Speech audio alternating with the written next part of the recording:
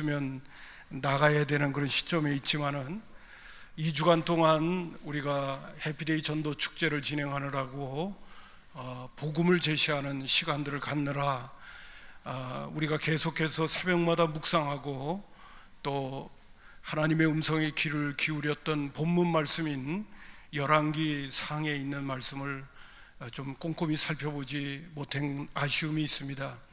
그러나 열왕기 상하에 주시는 아주 중요한 메시지 한 가지만큼은 우리 믿음의 식구들이 잘 기억을 하면서 이것만큼은 정말 잊지 말고 신앙생활을 했으면 좋겠다 여겨지기에 오늘 이 아침 시간에 여러분에게 이 말씀을 좀 짧은 시간이지만은 여러분들에게 좀 알려드리려고 합니다. 믿음을 화합시키고 정말 오늘도 하나님은 살아계셔서 역사하신다는 걸 꼭 잊지 말고 신앙생활을 잘해야 되겠다 하는 그런 말씀을 여러분들에게 좀 꼭 드리고 싶습니다. 오늘 이 본문에 나오는 말씀은요, 이제 솔로몬 왕이 세상을 떠나고 그의 아들 르호보암이라고 하는 아들이 이스라엘의 왕이 되기 위해서 세겜으로 올라가게 되어집니다. 세겜으로 올라가서 이제 왕으로 등위하려고 할 그쯤에 12지파에 있는 백성들이 다 세겜으로 모여가지고 왕을 이제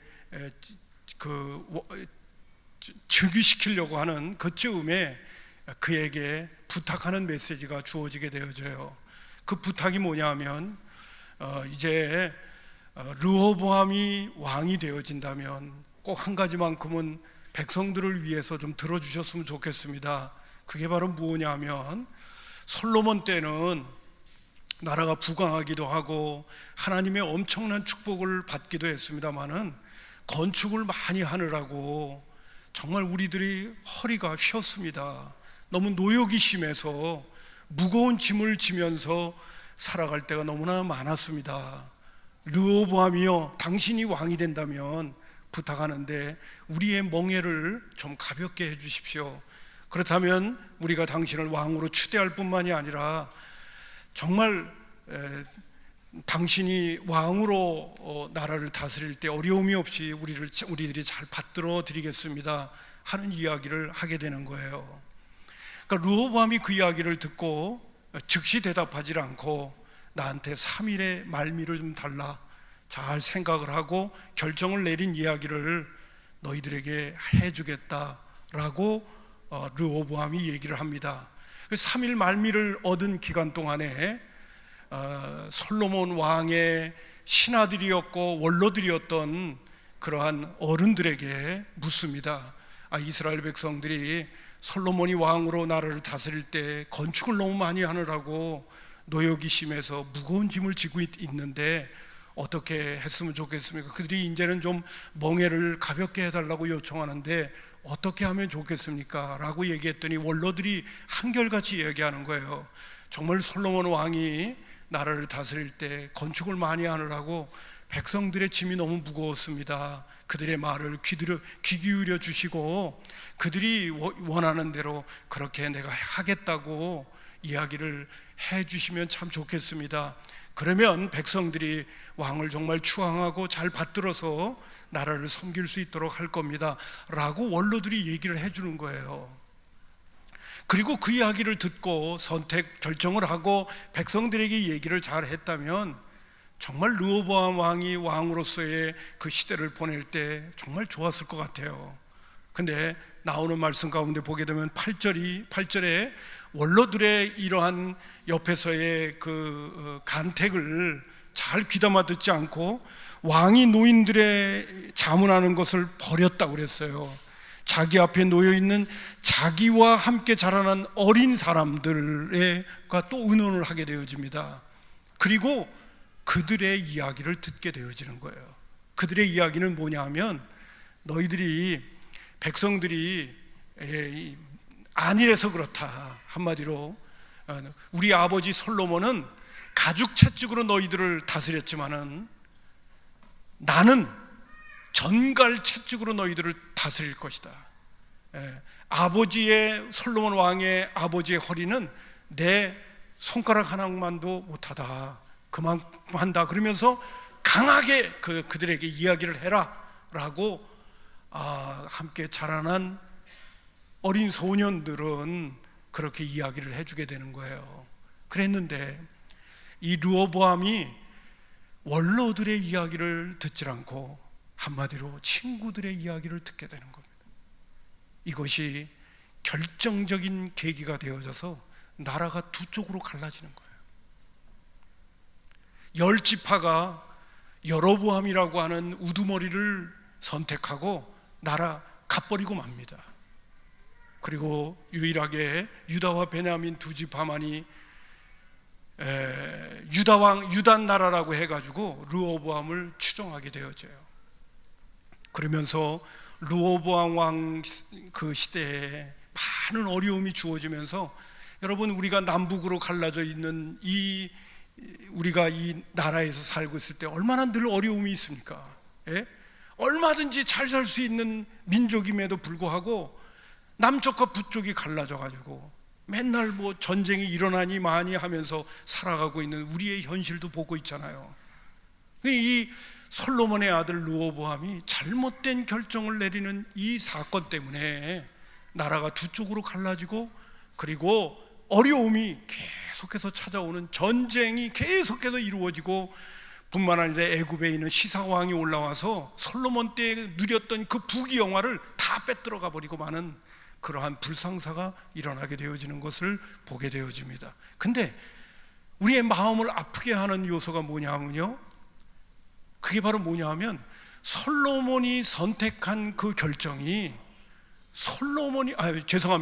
르호보암이 결정한 그 결정이 르호보암의 결정이 아니라 하나님이 배후에서 조종했다는 거예요. 여러분, 한번 15절에 있는 말씀을 한번 보겠습니다. 여러분, 한번 15절에 있는 말씀 잘 보세요. 준비되셨습니까? 예, 우리 15절을 한번 다 같이 다시 한번 합독하겠습니다. 다 같이 읽습니다. 시작. 왕이 이같이 백성의 말을 듣지 아니하였으니 이 일은 여호와께로 말미암아 난 것이라. 고만, 르호보암이 선택한 선택에 결정해서 그것으로 인하여 나라가 두 쪽으로 갈라지는 이 문제는 르호보암의 머리에서 나온 것이 아니라, 르호보암의 머리에서 나오기는 했지만은 르호보암이 그러한 선택을 결정하게 만든 것은 하나님이 그렇게 하게 만들었다는 거예요. 왜요? 하나님이 나라를 두 쪽으로 쪼개려고, 르호보암으로 말미암아 잘못된 결정을 하게 만든 거예요. 누가 만들었느냐? 하나님이 그렇게 만들었다는 거예요. 근데 왜 나라가 두 쪽으로 갈라지면서 이 어려움의 시대가 주어지게끔 만드는 것을 왜 하나님이 르호보암의 마음속에서 왜 이렇게 어리석고 미련한 결정을 하도록 조종을 했냐? 아닌 거예요. 그 내용을 여러 차례 언급한 적이 있는데, 열왕기상 11장 9절부터 13절에 있는 말씀을 여러분 또 한번 띄워드릴 테니까 천천히 한번 읽어가 보겠습니다. 준비되셨죠? 자, 솔로몬 때 주어졌던 일을 이제 한번 다 같이 보도록 하겠습니다. 자, 읽습니다. 시작. 솔로몬이 마음을 돌려 이스라엘 하나님 여호와를 떠남으로 여호와께서 그에게 진노하시니라. 여호와께서 일찍이 두 번이나 그에게 나타나시고 이 일에 대하여 명령하사 다른 신을 따르지 말라 하셨으나 그가 여호와의 명령을 지키지 아니하므로 여호와께서 솔로몬에게 말씀하시되 내게 이러한 일이 있었고 또 내가 내 언약과 내가 내게 명령한 법도를 지키지 아니하였으니 내가 반드시 이 나라를 빼앗아 내 신하에게 주리라. 그러나 내 아버지 다윗을 위하여 내 세대에는 이 일을 행하지 아니하고 내 아들의 손에서 빼앗으려니와 오직 내가 이 나라를 다 빼앗지 아니하고 내 종 다윗과 내가 택한 예루살렘을 위하여 한 지파를 내 아들에게 주리라 하셨더라. 하나님께서 솔로몬에게 나타나셔가지고 두 번이나 솔로몬이 우상을 섬기고 그리고 하나님을 떠나게 될 때 그러지 말라고 말씀을 해주셨어요. 근데도 솔로몬이 말을 듣지 않게 되어지니까 하나님이 솔로몬에게 나타나서 말씀하셨습니다. 솔로몬아, 네가 하나님의 말씀을 어기고 우상을 섬기고 나를 떠났기 때문에 나도 너를 떠나게 되어지는데, 이 나라를 네 신하에게 빼앗기게 만들겠다. 제가 좀 표현하는데 나라를 쪼개버리고 말겠다. 하나님께서 그렇게 말씀을 하십니다. 근데 뭐 하나를 전제로 두냐면, 네 아버지가 다윗이 내 마음에 합한 사람이고 하나님을 잘 경외했기 때문에 솔로몬 너대에 가서는 이 심판을 내리지 않겠다. 그러나 네 아들에 대해, 그러니까 다윗에게 있어서는 손자에게 가서는 나라를 쪼개버리겠다. 하나님이 그렇게 솔로몬에게 심판하신 거예요. 그 일이, 하나님이 말씀하신 대로 그 일이 이루어지기 위하여 르호보암이 왕으로 등위하게 되어질 때, 르호보암이 어리석은 결정을 하게 만드신 것이 누가 했느냐? 하나님이 그렇게 하게 만드셨다는 거죠. 미리 말씀을 드립니다. 그러면서 또 한번 드리고 싶은 부분이 있어요. 여러분, 제가 우리 믿음의 식구들에게 곧잘 이야기할 때가 있습니다. 신앙생활은 나 대해서 끝나는 게 절대로 아닙니다. 내가 하나님 앞에서 어떻게 살았느냐에 따라 내 자녀손들의 미래가 결정나는 겁니다. 이거를 열왕기 상하의 왕들의 사적 속에서 아주 기본적으로 주어지는 하나님의 모습입니다. 다윗이 하나님 앞에서 잘 살았을 적에 솔로몬을 하나님께서 봐주십니다. 솔로몬이 하나님 앞에서 잘못 살았을 때 솔로몬의 아들 때 가서는 나라가 두 쪽으로 갈라지는데, 그 일을 하게 만드신 분이 누구냐? 하나님이셨다고 말해주고 있는 거예요. 저는 예전에 르호보암 왕이, 이 백성들이 아버지 솔로몬 때는 너무 우리가 노역 때문에 무거운 짐을 지고 있어서 정말 힘들었습니다. 당신이 왕이 된다면 그 무거운 짐을 좀 가볍게만 해주신다면 당신을 잘 섬기겠습니다 하는 얘기를 들을 때, 르호보암이 그거 좀 잘 선택하지, 왜 그걸 잘 선택하지 못해가지고 나라가 그렇게 두 쪽으로 갈라지는 그런 결과를 초래해서. 그리고 저는 굉장히 마음이 아팠어요. 그래서 그럴 때 이런 내용이 나옵니다. 르호보암이 왕위로 득위할 때 원로들의 그러한 제안을 듣지 아니하고 자기들과 함께 자라난 어린 소년들이라고 말하는 거예요. 그래서 르호보암이 나이가 어린 줄 알았어요. 사람이 인생의 경험이 부족하게 되면 철이 없을 때가 있잖아요. 다른 사람의 입장을 생각하지 못하고 자기 입장만 생각하느라고 우리는 어리석은 판단을 내릴 수 있는 일들이 어린아이들과 어린 그런 인생의 경험이 부족한 사람들 속에서 우리는 그걸 찾아볼 수가 있잖아요. 근데 여러분, 재미있는 게 또 뭐냐 하면요, 열왕기상 14장 21절에 보면 르호보암이 왕이 될 때 나이가 몇 살이었는지 아십니까? 솔로몬의 아들 르호보암은 유다 왕이 되었으니 르호보암이 왕위에 오를 때 나이가 41살이었다는 거예요. 몇 살이라고요? 41살이었다는 거예요. 다윗 왕이 왕으로 등위할 때만 하더라도 30살이었습니다. 할아버지가 왕이 될 때만 해도 30살이었어요. 그의 아버지 솔로몬이 왕이 될 때는 훨씬 어렸습니다. 르호보암이 왕이 될 때는 언제였느냐? 41살이었습니다. 그러면 41살인 르호보암이 왕이 되어질 때 자기와 함께 자라난 친구라고 표현하지 않고 어린 소년이라고 표현을 하고 있어요. 나는 그 어린 소년이라는 말을 들을 때 그냥 이 르호보암도 정말 어린 줄 알았어요. 근데 르호보암 왕이 왕으로 등위할 때 그 나이가 정확하게 기록되어지는 걸 보고 자신들과 함께 자라난 어린 소년이 육체적이고 그리고 물리적인 육신적인 그런 나이를 이야기하는 것이 아니라 정신적이고 영적으로 어린 소년이라는 표현을 쓰고 있는 것이구나 하는 것을 알게 됐어요. 여러분, 르호보암이 왕으로 등위할 때는 41살이었습니다. 아버지와 할아버지하고는 비교가 안 될 정도로 인생의 경험을 가진 사람이에요. 제가 새벽 기도에도 얘기했지만은요, 공자가 한 말이 있습니다. 사람이 나이가 40이 되면 불혹이라고 얘기합니다. 유혹을 물리칠 수가 있다는 거예요. 왜? 40 정도 되면 인생에 대한 이런저런 경험들을 쌓게 되어지기 때문에 사람이 어리석은 판단을 하는 것을 뛰어넘을 수 있는 그런 연령이 된다는 이야기예요. 르호보암도 마찬가지입니다. 그가 41살의 왕으로 등회할 정도라면 왜 사리 판단을 못하겠어요? 얼마든지 할 수 있는 그런 연령이요, 그러한 시기이기도 합니다. 그런데 잘못된 이런 판단을 내려서 나라가 두 쪽으로 갈라지게 만든 것은 누구의 손길이 있었느냐? 본인의 모습이 아니라 배후에서 하나님이 조정했다는 것입니다. 여기에 아주 중요한 교훈을 오늘 우리에게 주고 있다는 것을 잊지 마십시오. 여러분, 한국 사람처럼 자녀들이 잘 되기를 바라는 그런 부모들이 없어요. 열심히 가르치기도 하고 자녀들이 배우는 거 자녀들의 미래라고 한다면 정말 열심히 투자합니다. 근데 여러분 잊지 마십시오.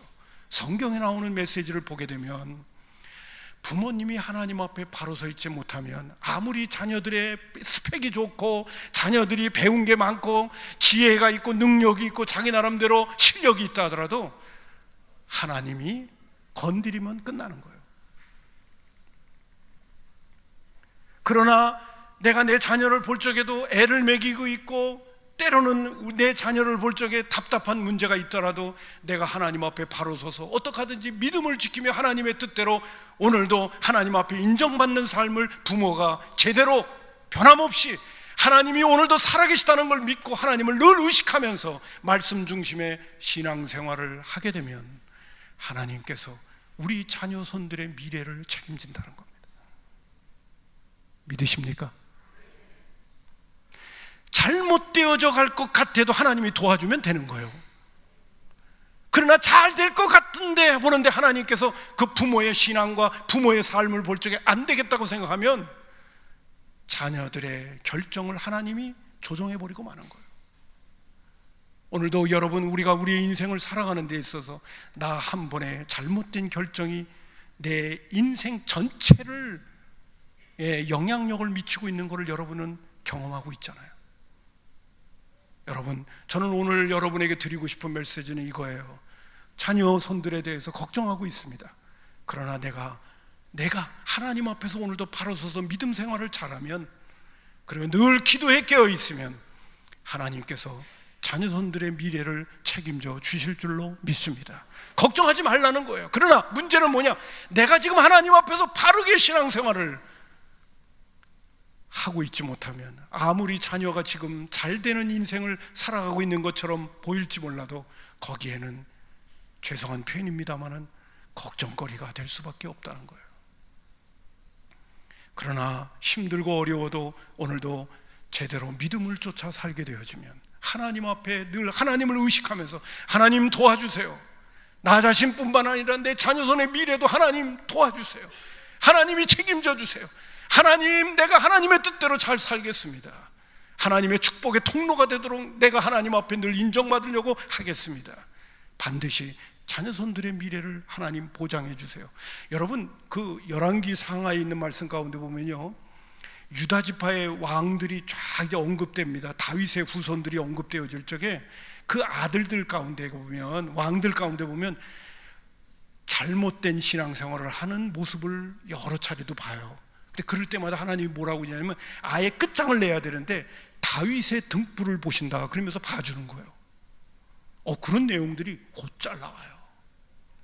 야, 이 왕 이거 참 문제네. 근데 하나님은 뭐냐면 다윗의 등불을 끄지 않는다는 거예요. 그 다윗 한 사람의 그 하나님과의 관계가 그 미래를 하나님께서 책임지는 사건으로 쫙 이어져 가는 것을 볼 수가 있어요. 여러분, 성경에 있는 말씀을 제가 두 가지 인용하겠습니다. 출애굽기 20장 6절에 있는 말씀, 쉬운 성경으로 여러분 한번 다 같이 읽어봅시다. 시작. 나를 사랑하고 나의 명령에 따르는 사람에게는 수천 대 자손에 걸쳐 한결같이 사랑을 베풀 것이다. 신명기 7장 9절 시작. 너는 알라, 오직 내 하나님 여호와는 하나님이시요 신실하신 하나님이시라. 그를 사랑하고 그 계명을 지키는 자에게는 천대까지 그 언약을 이행하시며 인애를 베풀리라. 여러분, 하나님이 하신 말씀이에요. 나를 사랑하고 내 계명을 지키는 자에게 수천 대까지 하나님의 은혜와 사랑을 미치게 하겠다는 거예요. 그러나 거꾸로 뒤집어 봐요. 하나님을 사랑하지 않고 하나님의 명령과 율례와 법도를 지키지 않고 내 마음대로, 내 생각대로, 내 편할 대로 세상의 방법을 동원하면서 하나님의 뜻을 어기고 거역하면서도 내가 내 좋은 대로 살게 되어진다면, 하나님께서는 수천 대라는 표현을 쓰지 않아요. 3, 4대에 가면 끝난다, 이렇게 표현하고 계셔요.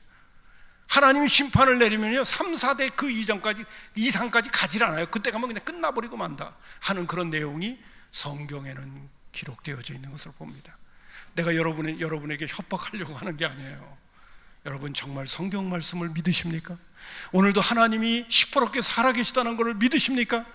어제나 오늘이나 영원토록 동일하신 하나님을 믿으십니까?